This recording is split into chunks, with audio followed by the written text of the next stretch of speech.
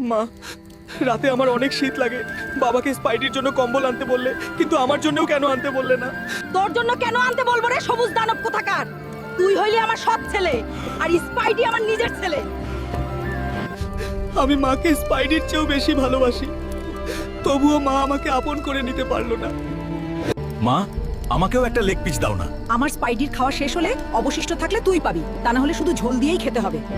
শুনো স্পাইডির বাবা, তোমার গুণধর ছেলে হালকারে আমি আর বসায় বসায় খাওয়াইতে পারবো না। ওরে শহরে পাঠায় দাও, ইনকাম করুক। আজ আমি সৎ ছেলে বলে এত ভালোবাসার পরেও মায়ের মন পেলাম না। অবশেষে বাড়িটাও ছাড়তে হচ্ছে মায়ের কারণেই। হাল্ক, তোর সৎমা তো খুব অসুস্থ, জলদি চল। বলো কি চাচা, আমার মায়ের কি হয়েছে?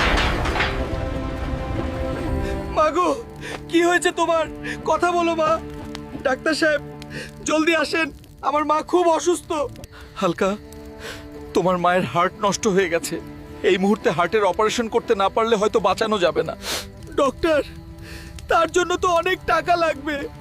আপনি আমার হার্ট নিয়ে মায়ের অপারেশনের ব্যবস্থা করুন। চাচি, হালকা আপনাকে সত্যি অনেক ভালোবাসে। আজ যদি সে নিজের হার্ট না দিত, তাহলে হয়তো আপনাকে আর বাঁচানো সম্ভব ছিল না।